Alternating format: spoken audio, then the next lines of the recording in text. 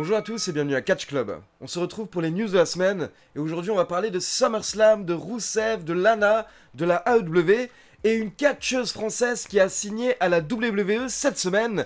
Allez, c'est parti. On démarre avec une petite news AEW qui concerne 3 catcheurs qui ont été licenciés cette semaine. Il s'agit des catcheuses Sadie Gibbs, Bea Priestley et le catcheur Jimmy Havoc. Pour info, ces 3 catcheurs sont basés au Royaume-Uni, donc on peut imaginer que le fait qu'ils soient actuellement bloqués et qu'ils ne peuvent pas voyager jusqu'aux États-Unis est joué par rapport à leur renvoi. Et on peut également rappeler que Bea Priestley et Jimmy Havoc avaient été accusés de mauvais comportement durant le mouvement Speaking Out. On enchaîne avec quelques rumeurs WWE et on commence avec MVP.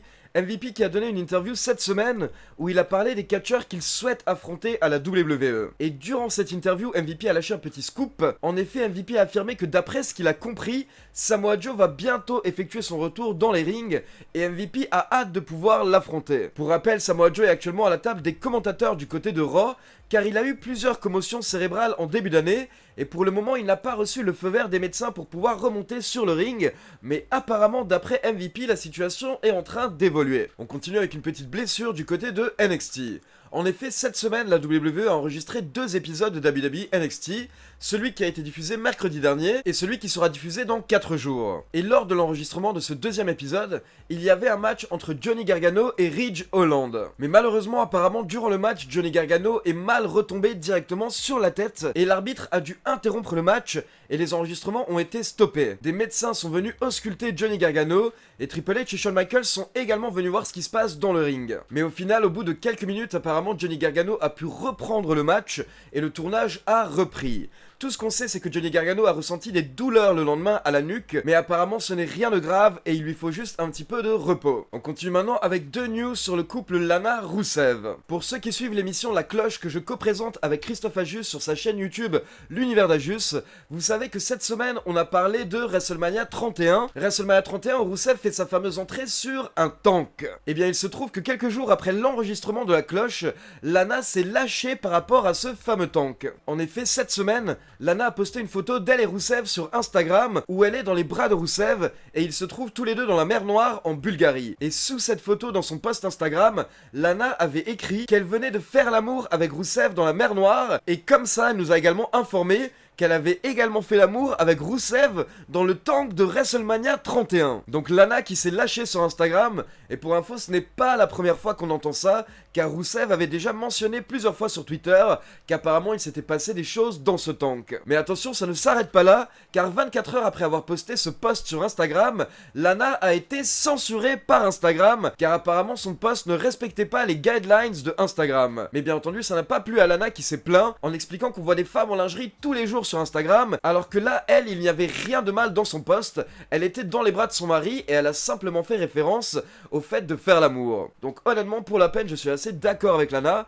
je ne comprends pas pourquoi est-ce qu'Instagram les ont censurés. On continue avec Rusev qui est invité au podcast de Ryback cette semaine, et il nous a parlé de Vince McMahon, John Cena et son état actuel. Tout d'abord, Rusev a fortement complimenté John Cena en disant que John Cena est la plus grande superstar du catch juste après Hulk Hogan, et John Cena est la personne qui lui a appris le plus quand il était à la WWE. Cena lui a même écrit il y a quelques semaines pour le féliciter par rapport à son physique, donc Rusev précise que tout va bien entre lui et John Cena. Puis Rusev nous parle de la période Rusev Day à la WWE, où le public était totalement derrière lui, et pourtant parfois il n'était pas utilisé pendant des semaines, car la fédération ne savait pas quoi faire avec lui. Il explique que forcément c'était très frustrant, mais ce qui l'a encore plus énervé, c'est quand il s'est blessé en 2017, il a raté 4 mois d'action. Et à cette époque, Rusev explique qu'il avait entendu que Triple H a ses catcheurs préférés à la WWE, avec qui il est tout le temps en contact par téléphone ou par SMS. Et ce qui lui a fait vraiment mal, c'est que durant ces 4 mois d'absence, personne au sein de la fédération ne l'a appelé, que ce soit les officiels, Triple H ou Vince McMahon,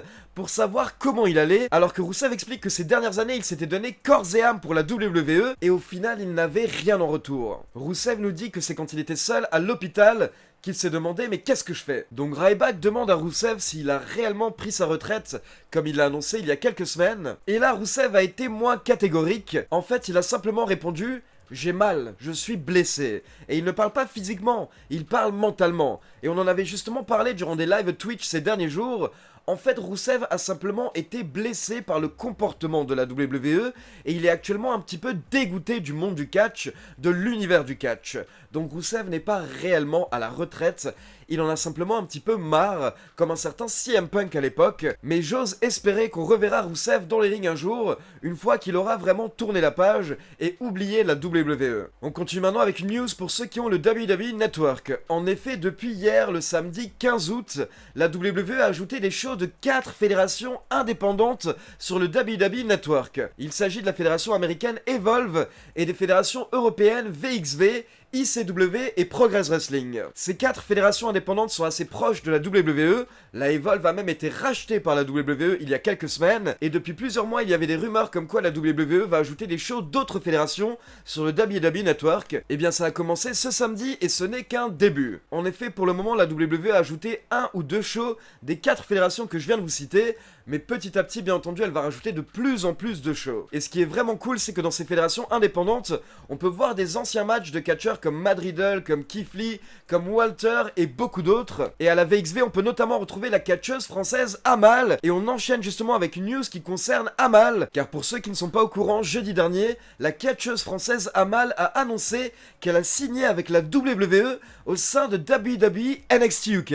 Donc déjà, bien entendu, félicitations à Amal. Et je tiens à préciser à quel point c'est historique, car Amal est maintenant la première catcheuse française de l'histoire qui a signé à la WWE. Bien entendu, nous avons déjà eu des catcheurs français à la WWE ces dernières années, même si c'est rare, notamment bien entendu la légende André le Géant, mais également Tom LaRuffa et Marcus Lee qui faisaient équipe du côté de NXT, et Tristan Archer qui n'avait pas signé à la WWE, mais qui avait participé au Cruiserweight Classic. Nous avons également une arbitre française du côté de NXT UK qui s'appelle Artemis, et maintenant c'est une catcheuse française qui signe à la WWE, donc c'est un grand pas pour le catch français et on espère que ça va mener à d'autres signatures de catcheuses et de catcheurs français à la WWE. On passe à la petite mise à jour hebdomadaire sur Rétribution. Comme vous avez pu le voir cette semaine lors de SmackDown, Rétribution a encore une fois attaqué le show, mais cette fois-ci ils n'étaient pas 5, ils étaient une dizaine. Et lors des derniers segments on a pu voir une catcheuse avec un masque, mais on a clairement pu voir sa couleur de cheveux, et du coup plusieurs personnes en ont déduit que c'était clairement Vanessa Borne. Maintenant je rappelle que ça ne veut pas forcément dire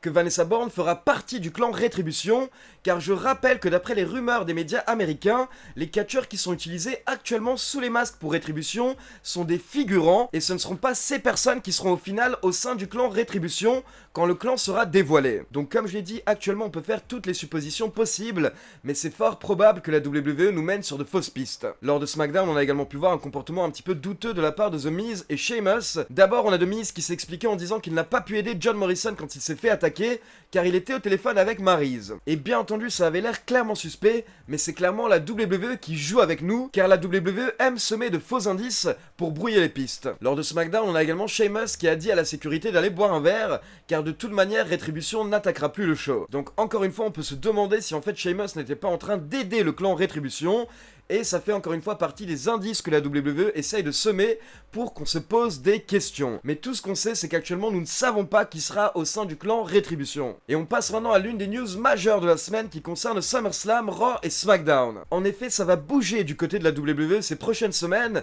et les shows vont déménager hors du Performance Center. Il faut savoir encore une fois que c'est le média WrestleVotes qui nous a lâché pas mal de scoops cette semaine, et derrière la plupart de ces scoops ont été confirmés par la WWE. Donc déjà cette semaine, Michael Cole a confirmé que SummerSlam n'aura pas lieu au Performance Center, il aura lieu dans une autre arène. Et lors de SmackDown, Michael Cole et Corey Graves nous ont également informé que pour les prochains shows de la WWE, le public sera de retour de manière virtuelle et il pourra participer au show. Donc je vais vous donner quelques précisions par rapport à ces annonces. Apparemment, la WWE va déménager en dehors du Performance Center, direction le Amway Center. Le Amway Center est une arène qui est à Orlando, qui a une capacité d'environ 20 000 personnes, et la WWE a déjà tourné plusieurs pay-per-views dans cette arène par le passé. C'est WrestleVotes qui avait annoncé que la WWE irait dans cette salle, et depuis ça a été confirmé par plusieurs médias américains, car plusieurs médias se sont rendus à cette salle pour enquêter, et ils ont pu voir que les camions de production de la WWE étaient sur place, ils viennent d'arriver il y a quelques jours. Et depuis nous avons appris que la WWE a bien une entente avec le Amway Center, une entente qui court jusqu'au 30 octobre, donc apparemment les prochains pay-per-view WWE auront lieu dans cette salle, mais ce n'est pas tout, car Raw et SmackDown devraient également déménager dans cette salle. La WWE aurait apparemment compris que les gens en ont marre du petit Performance Center et ils vont retourner dans une arène majeure. Et surtout, attention, ce n'est pas tout, on va avoir le droit au retour du public, mais de manière virtuelle. En effet, les gens n'auront toujours pas le droit de rentrer dans la salle, les shows seront toujours à huis clos. Par contre, la WWE va ramener des centaines d'écrans LED pour pouvoir diffuser des gens dans le public afin d'avoir un public virtuel, un petit peu à la manière de ce que fait la NBA actuellement. Le média WrestleVotes nous indique également que la WWE souhaite retourner au live d'ici quelques jours, donc apparemment les shows WWE seront bientôt à nouveau en direct. Et pour finir, lors du dernier épisode de SmackDown, la WWE a également confirmé que nous aurons bien 2 pay-per-view du roster principal ce mois-ci. En effet, SummerSlam aura lieu dans une semaine, le dimanche 23 août, et directement une semaine après, le dimanche 30 août, nous aurons le droit à WWE Payback. Donc nous ne savons pas pourquoi est-ce que la fédération a décidé de mettre 2 pay-per-view en une semaine, et pour le moment il y a un seul match annoncé pour Payback. On sait que les championnes par équipe Bayley et Sasha Banks vont défendre leur titre. Donc ça fait plaisir de voir que les choses bougent un petit peu du côté de la WWE, même si on n'a pas le droit au retour du public. En tout cas, ils essayent encore une fois d'améliorer la présentation du show. Et personnellement, j'ai hâte de voir des shows en dehors du Performance Center. Et surtout, j'ai hâte de voir ce que va donner le public virtuel lors des shows WWE. Donc voilà, c'est tout pour les news de la semaine. Maintenant, comme d'habitude, c'est à vous. N'hésitez pas à me laisser vos avis dans les commentaires. Et n'oubliez pas de liker la vidéo, de vous abonner à la chaîne et de cliquer sur la petite cloche pour être informé de la sortie des prochaines vidéos. Et je vous laisse également le lien de ma chaîne Twitch dans la description. N'hésitez pas à me follow sur Twitch, car je fais de plus en plus de live sur Twitch actuellement. Ciao tout le monde!